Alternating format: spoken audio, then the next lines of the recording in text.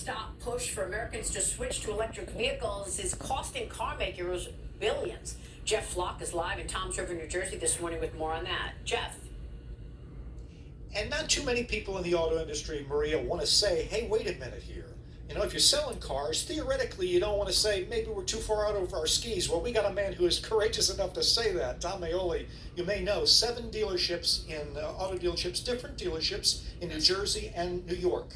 You say, wait a minute. Wait a minute, we're way far out over our skis. The consumer is not buying into the electric vehicle. They're buying Teslas because it's a fad, but they're not buying the electric vehicle.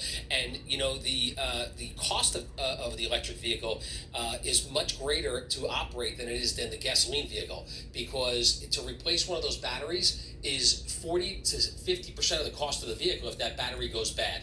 Thinking about long-term costs. Well, Ford's thinking about long-term. I'll tell you, as we take a look here at this Ford Mach-E, you're not even trying to sell it to me.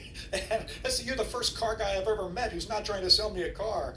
Ford lost, or they think they're going to lose this year, $3 billion on EVs. In Q1, they lost $722 million already, selling only 12,000 of the EVs. You know, I represent a lot of the manufacturers, and none of them have figured out how to make a profit on electric vehicles. It's being forced down their throat by the government, and they can't figure out how to make a profit on it, and the dealers can't figure out how to make a profit on it. So it's, you know, the Biden administration is pushing this whole EV thing, but what they're doing is they're creating this false sense of urgency that doesn't exist in the marketplace. You don't have anything against EVs. You think they work for some people, but you think we're inflating this marketplace, and we're going to have a bubble that's going to, you know what happens when bubbles. Yes, the bubble's coming, and it's starting to hit a brick wall already, and we're definitely inflating it. I'm not against EV at all. It works in cities like New York and Chicago, where people are driving short distances, and there's places to charge, but the infrastructure is not there. If you called the power company today and you wanted to put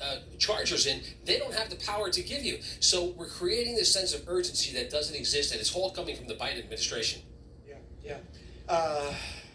Still not trying to sell me this car. No, you know, it's interesting because it's been sitting here for a while, and not one of the consumers that have walked in, they like it, they get in it, they drive it, but they don't want to buy it. That's not good for a guy who sells cars.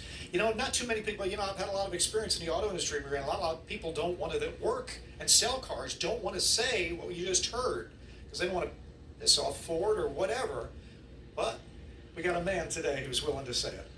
Thanks for having me. Thanks, Tom. And thank you to him for doing that. Thank you, Jeff Flock, this morning in Toms River. Our panel this morning, Adam and Lee. Adam, your reaction?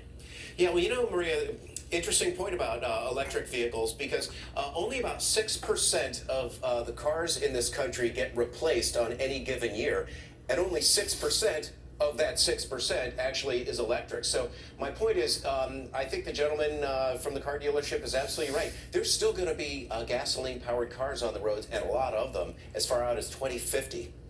Yeah, exactly. Even Joe Biden said it in his State of the Union. We're going to need fossil fuel for 10 years, he said. At least 10 years. Yeah, exactly. Lee and Adam, stay right there. The next hour of Mornings with Maria begins right now.